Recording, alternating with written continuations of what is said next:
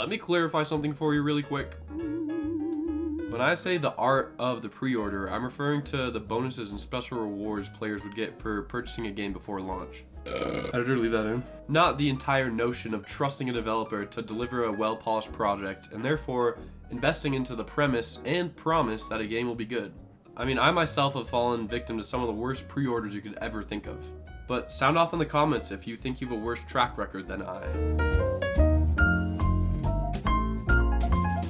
Starting off in spot number 3, I've got Destiny 2, where the pre-order bonus was an in-game exotic, I think, and this little Cade 6 figurine that definitely hasn't been living in a jar since I got him. Oh, he got something on his face. I think if you spent the full $250, which is the highest echelon of pre-order, you got a collector's box and a shitty tote bag, so do with that information what you will. My number 2 was Battleborn. I know, you can dislike the video right now, or you could leave a like on the video because you feel bad for me and maybe even subscribe too. Call to action.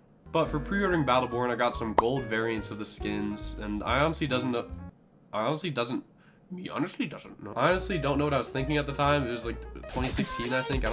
I didn't have money, so I must have just used like some birthday money or some shit. I did have some fun with that game. I had like a cool split screen I played with my neighbor, and that shit was hype, but at the end of the day, it's still Battleborn. And for my number 1 spot on worst pre-orders of all time, we've got a technicality because it was a Kickstarter project, but I did pay for the tier that was a pre-order for the game. Ladies and gentlemen, vote on your phones now for what you think this game is. Did you guess? Crazy Justice? No, I wouldn't either. This game was pretty much promised to be a Fortnite clone, but way better. I did play the early access to this game and cranked some almost 90s on some kids because the pieces, they didn't like to snap together, so it was like almost 90 degrees. It was like, I like tried to approximate 90 degrees, but that was the extent that we got from this game. Then shortly after this beta, the entire developing team went silent like betas, and I never got my money back. So trust me, I know that in our current age, in the year of our Lord 2024, pre-orders get a pretty bad rap, and deservedly so. I mean, every single game that used to have a consistent and reliable release year in and year out has failed us. No, hey, get out of here. I talked about you last time. Okay, fine. I guess I can talk about you one more time. In my opinion, Call of Duty used to have some of the most hype pre-order bonuses out there, which would make sense because, you know, Activision is one of the biggest game publishing companies in the world, and you think with having that much money, they'd be able to splurge a little bit more and give the devoted fans of their franchise a little something for buying their game every year. And that's exactly what they did for a while, so I've gone ahead and selected an array of examples showing off their W's. Their W's. Kicking it off, we got the night vision goggles with the original MW2. Isn't it kind of fucked up we have to call it that now? I mean, it's regarded as one of, if not the greatest Call of Duty ever made, and now I have to put this little asterisk on it every time we talk about it, so not confuse it with this lifeless, soulless cash grab of a game, if you can even call it that. But sorry, I'm going off the rails a little bit. But check out these night vision goggles. Originally part of the Prestige edition of Call of Duty Modern Warfare 2. 2009, coming in at 150 bones, or if you're in the Europe, dollars. These were pretty sweet, and I think did a good job laying the groundwork for the crazy tear that they were cooking up over at Activision. They used a cool infrared camera and had some lights on it, and you could turn on a green filter on the thing to make it look like the actual game. Low key, high key, mid key, mid ski. I feel like this is a nice keepsake and is worth the pre-order. I think the game that was released with this bundle, being MW2, helps this one out too. It like pushes it up a tier just because of how good it was. So hey, why not pay a little extra for some dope ass swag? I shouldn't say that. It was so good, in fact, they ended up bringing this concept back in 2019 when they revived the Modern Warfare series with the ever so brilliantly devised title, Call of Duty Modern Warfare. I'm not gonna lie, and I don't say this often about new CODs, but they crushed it with these. It's pretty much just an upgrade on the MW2 goggles, and it's a reference to the funny moment. Editor, insert the clip now. Bravo 6. Going dark. This is probably one of their last rare wins before the Dark Ages, and it's kind of funny because even the pre-order bonus for the soulless remake of a franchise included a complete rehashing of its earlier product. After the release of MW2 came, come on class, Black Ops 1. Good job, everybody. With the pre-order of this game, you got a mother-friggin' real-life IRL, that stands for real life, working RCXD. For the uninitiated, RCXD is the abbreviation for remote controlled explosive device. But the X stands for explosive. It's like a less cool version of XC standing for cross country. That's gonna be on the test, so make sure you took notes on that. Or in layman terms, if you don't know letters at all, it's a funny little robot car that explodes. Now, this puppy was bundled with the Prestige Edition pre-order of 2010's critically acclaimed Call of Duty Black Ops 1 for a whole spanking $150. Or in euros, it's probably a little bit less because I think euros are worth more. I don't know what critically acclaimed means, but golly, is this one cool. It was a remote control replica of the kill streak used in Black Ops 1, and it came with a functioning LCD screen on the remote, so you could see exactly where you were driving. It even blew up, just like the real one. Speaking of Black Ops, how about that damn third installment of the franchise, Black Ops 3? Screenshot that. I give you permission. Put that as your wall screen. Put that as your wallpaper, and then send it to someone that you like a lot. And then I really wish I wasn't a nubile little broke boy with no motion back in the day when this one dropped, because this is the coolest one in my opinion. Why does it sound like that was an edited sentence? Like that audio didn't match up. That's right. It's the Juggernog Mini Fridge. It's a good syllable count too. This is part of the Juggernog edition of Call of Duty Black Ops 3 for a whopping $200. This was just such a cool concept, and they executed it perfectly. Now, don't get me wrong, the previous examples were all really sick, but think about the longevity here. To me, all these other bonuses were cool novelty items, but this one is a real practical item. Is that an actual classification? Not only is it a practical item, but it just looks so cool. Oh my god, I'm about to bust. Why did I put that in the script? Oh, there's also the Black Ops 4 mystery box. Hitting the Wonder Sphere out of Call of Duty. See what I did there, guys?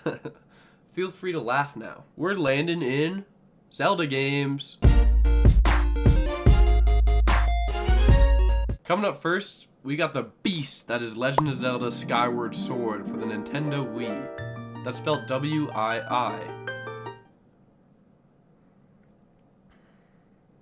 Which debuted in 2011. I really like this one because in the base edition of the game, you get a 25th anniversary special orchestra CD containing orchestrated versions of various iconic musical pieces from the series. If you bought the limited deluxe edition, the CD was still included, but on top of all that, you also receive a gold Wii Remote Plus. Or is it called a Wiimote? I think I always called it a Wiimote, but that may just be a colloquial terminology and not quite indicative of the common practice. Another cool and slept-on pre-order bonus within the Zelda franchise can be found within the 2002 release of Nintendo GameCube's Wind Waker. I always wanted to play this game, but I never had a system to play it on. That's just a little fun fact for you viewers at home. But this bonus came with a previous title in the series, Ocarina of Time. I don't know if you've heard of that one or not, but it's a little bit of a deep cut. I don't think anybody really knows about it. But this special edition of Ocarina of Time was for GameCube and contained Master Quest, which is a hero mode in the game that acts sort of like a New Game Plus would. Except instead of just making the game harder by upping the damage and the health of enemies, it completely changed portions of levels and featured some new challenges. And believe it or not, it was such a sought-after experience that people would pre-order this game just to receive the disc containing Ocarina of Time, and then would cancel it before even receiving Wind Waker, causing Nintendo to bundle it with Wind Waker exclusively during its release in Western markets. So all in all, I believe that these are both pre-order bonuses that ultimately positively impact and reward the fans of the franchise. And like, they're cool, man. They're cool. Alright, this will be the last one I fully do a deep dive into, and god damn it, it's a good one. I don't want to set the world. I'm talking about the Fallout 4 Pip-Boy edition. Don't do that. Weighing in at $120, launching in 2015, this pre-order bundle dropped with a steel cover case version of the game and a swag replica Pip-Boy that you could insert your phone into and use it to access your actual in-game inventory within the game in Fallout 4. You could access your perks, holotapes, all through the Pip-Boy Companion app, mobile version. All through the Pip-Boy Companion mobile app on your phone that you carry with you, and it's mobile. Again, if I had any access to funds at the time this was released, I would have been all over this. I don't know how often I use its function in-game, but it also came with a stand, and I think you could display it. I know you could display it. It came with a stand, of course you could display it. But I think it's overall just a pretty cool concept that a lot of fans really appreciated and enjoyed. The other editions of Fallout 4 weren't anything too special. The tier below this had some Vault Boy socks, which I think I saw at Target the other day, and the lower you go, it just gets worse and worse. I think you get like a DLC pass, which like was cool, I guess, and then another one had a poster. I don't even fucking like posters. This still reaches towards the top of my tier list in coolest bonuses. Make sure to leave a like. Oh wait, that's not the end of the video. In addition to these examples, I just want to give a quick shout out and plug to some of the other bonuses that I thought were sick. Because I'm just a cool guy. I like supporting those that are a little bit unfortunate or dis-cool. We've got the Halo 3 Master Chief helmet, the Hitman 2016 Agent 47 figurine, and the Sekiro Shadows Die Twice letter opener. There are definitely far more examples of pre-order There are definitely far more examples of pre-order bonuses that really reach the upper echelon and kind of ascend past mediocre.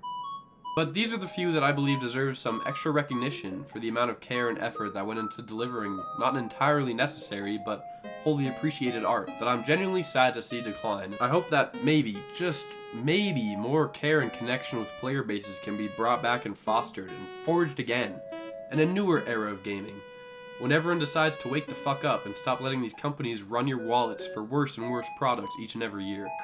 But hey, thank you so much for watching, and make sure to have a brilliant rest of your day or something. It's way too existential for an outro, and now I feel kind of weird just leaving the video here, but bye!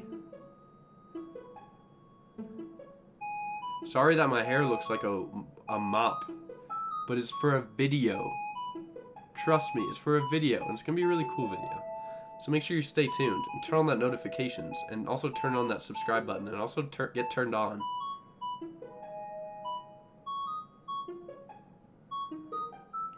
I'm making eye contact with myself on OBS.